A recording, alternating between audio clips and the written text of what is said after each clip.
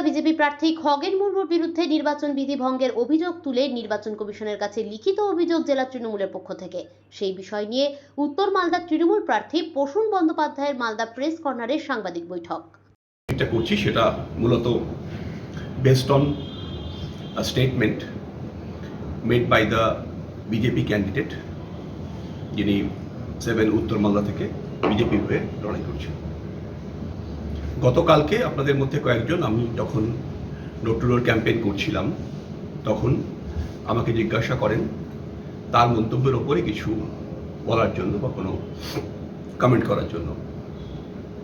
তখনও পর্যন্ত যেহেতু আমি সকালবেলা সারাদিন কালকে প্রচারে ছিলাম, পুরো কমেন্টটা না দেখে আমি দেখিনি তখনও পর্যন্ত, কিন্তু আমি প্রাইমারি একটা রিয়াকশন অবশ্যই দিয়েছিলাম।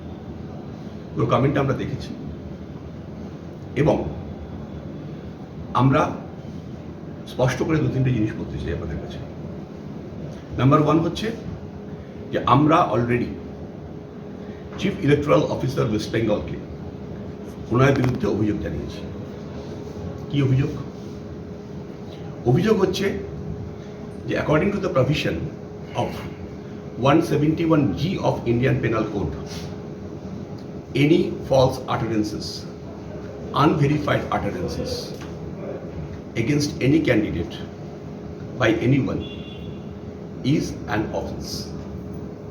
We repeat করছি, 171G of the Indian Penal Code এটাকে ক্লিয়ারলি the offence হিসেবে ট্রিট করে। Number 1. Similar provisions are there in the RP Act also. Model Code of Conduct basically framed হয় Article 324 of the Constitution.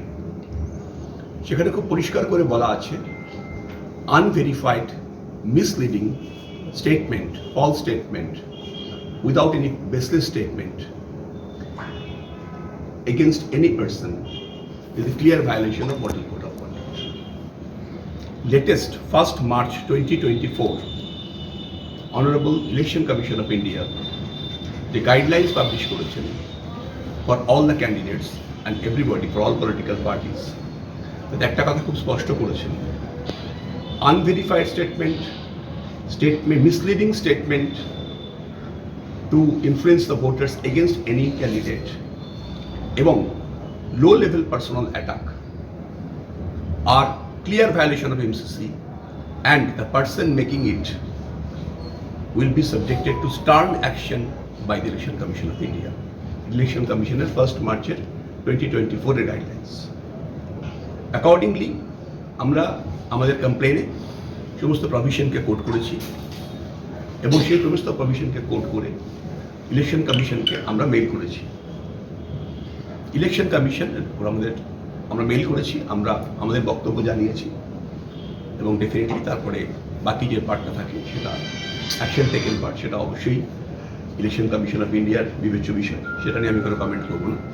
কিন্তু এটা খুব স্পষ্ট, আমরা অলরেডি লিখিত আমাদের কমপ্লেন ওনার কাছে জমা দিয়েছি, বিকজ যে আটারেন্সেস উনি করেছেন এবং আগেও একবার করেছিলেন, এবং এই ধরনের আটারেন্সেস করা থেকে প্রত্যেকে বিরত থাকা উচিত। এই সেন্সে যে প্রত্যেক ক্যান্ডিডেটের উচিত, প্রত্যেক পলিটিক্যাল পার্সনের উচিত আগে মডেল কোড অফ কন্ডাক্টের এই প্রভিশনসগুলো ভালো করে পড়া। পরিষ্কার বলা হয়েছে low level personal attack, unverified statement actually are clear cases of MCC violation. The MCC violation হয়েছে ক্লিয়ার টার্মসে হয়েছে, একই সাথে ইন্ডিয়ান পেনাল কোডের 171G তে এটা ক্লিয়ার অফেন্স কনস্টিটিউট করছে। প্রত্যেকটা প্রভিশনকে কোট করে আমরা অনারেবল ইলেকশন কমিশন অফ ইন্ডিয়াকে আমাদের দলের পক্ষ থেকে আমাদের স্পোক্স পারসন অলরেডি মেল করে দিয়েছে। কমপ্লেন আমরা যা সাবমিট করেছি এবং পুরো জিনিসটা বুঝতে হবে যে there is thing call official secrecy act. আমরা আমাদের সাথে ইলেকশন কমিশন অফ ইন্ডিয়ার যে কমিউনিকেশন হবে সেই কমিউনিকেশনটা অফকোর্স আমি এখানে ডিসক্লোজ করতে পারবো। যদি সেরকম কমিশন ডিসক্লোজ করে আপনাদের কাছে, সেটা কমিশন করতে পারে। কমিশনের সহযোগিতা পাচ্ছেন? এই প্রশ্নগুলো আগে আমি ইংরাজিতে বাইকটা দিয়ে দিই। সামনে আজকে প্রেস কনফারেন্স তখনই করতে এসেছি যখন আমরা একটা অ্যাকশন নিয়ে প্রেস কনফারেন্স করতে এসেছি। অ্যাকশন ইন দ্য সেন্স আমরা কমপ্লেন সাবমিট করে এসেছি আমি কালকে আপনাদের বলতে পারতাম যে আমি কমপ্লেন সাবমিট করবো ইত্যাদি, কিন্তু সেটা আমরা কখনো করি না। আমরা মনে করি there should be very tangible action. আমরা আজকে রিটেন কমপ্লেন সাবমিট করেছি, আমাদের স্পোক্সপারসন, ডিস্ট্রিক্ট স্পোক্সপারসন, তিনি অলরেডি কমপ্লেন মেল করে দিয়েছেন বলে আমি করছি। ইন ফিউচার যদি কোনো ফার্দার লিগাল স্টেপস হয়, তাহলে আমরা ডেফিনেটলি আমাদের লিগাল যে টিম আছে সেই টিম এবং আমি ডেফিনেটলি আমিও আপনাদেরকে অ্যাপ্রাইজ করবো about the legal things. Sir, কতটা ভরসা রাখছেন? কারণ দিলীপ ঘোষ বলছেন মেসোর কাছে কমপ্লেন করতে গেছে সেই ইলেকশন কমিশন, এই ধরনের একটা ইলেকশন কমিশনের সম্বন্ধে বলা। আমি প্রথমে আপনাকে বলেছি যে আমি কোনো ব্যক্তিকে নিয়ে কোনো কমেন্ট করব না।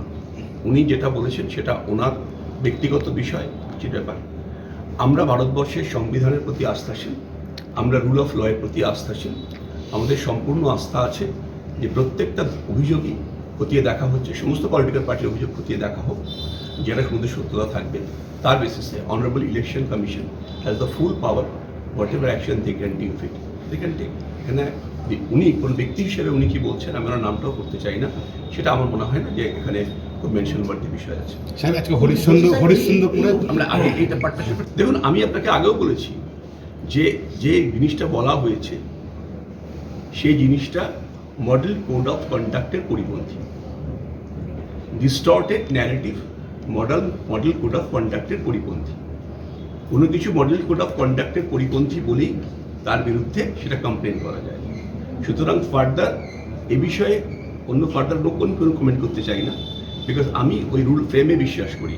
আমরা কমপ্লেন করেছি, কোন প্রভিশনে করেছি, কিসের ভিত্তিতে করেছি, সেটা আমি একদম ক্লিয়ার করে বলে দিয়েছি। সুতরাং I think the matter is very clear, loud and clear. Sir, নির্বাচন এখনো বাকি আছে, আমরা যদি model code of conduct violence করছি, এই ধরনের যদি আপনারা মন্তব্য করেন। আমি তো আপনাদের বললাম যে আমাদের রুল অফ লয়ের প্রতি আস্থা রয়েছে। কে কোথায় কি মন্তব্য করবেন না সেটা তার বিষয়। আমরা বলছি যে এই ধরনের মন্তব্যের ক্ষেত্রে ইলেকশন কমিশনের যে লেটেস্ট গাইডলাইন্স মানে অ্যাডভাইজারি পাবলিশ করা হয়েছে অন 1 মার্চ 2024, লেটেস্ট অ্যাডভাইজারি যেটা আছে তাতে কিন্তু এটা খুব স্পষ্ট করা আছে যে যদি কেউ এরকম লো লেভেল অ্যাটাকে যাবে, ডিস্টর্টেড ফ্যাক্টসের মধ্যে যান, তাহলে election commission, honourable election commission has the full right to take appropriate action against the concern person. যদি সেটা আবার করেন, ভেঞ্চার করেন, তাহলে আমরা অফকোর্স ইলেকশন কমিশনের দ্বারস্থ হব, আমরা লিখিত কমপ্লেন করব, আমরা রুল অফ লয়ের প্রতি আস্থা রাখবো। দেখুন, আমি এই ধরনের ব্যক্তিগত কোনো বিষয়ে মানে উনি কি করছেন না করছেন সেটা আমি বলবো না। All of you are aware that on 27th March 2024, the contesting candidate for BJP from 7 Uttar Malda parliamentary constituency made certain remarks targeting me, and media published it, circulated it, covered it, and so it is in the public domain. Nothing secret about it. All of you are aware about the content of this thing. We have gone through the entire statement and we have found that there have been certain very gross offences committed by the candidate.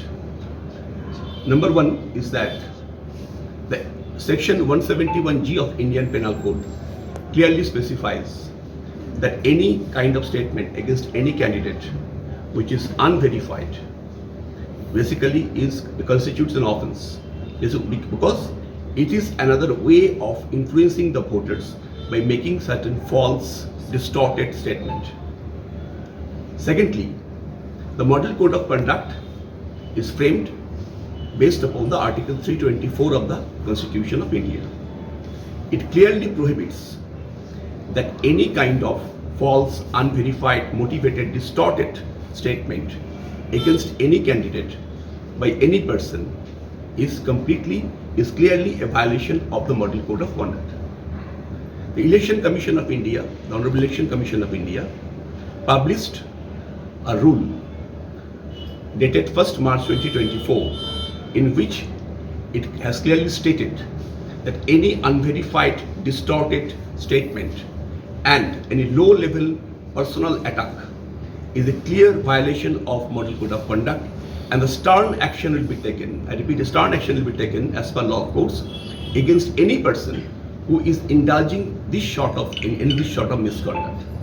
Therefore, the comments made by the BJP candidate of 7 Uttar Malda parliamentary constituency constitutes a clear offence under various provisions of law, including the RP Act.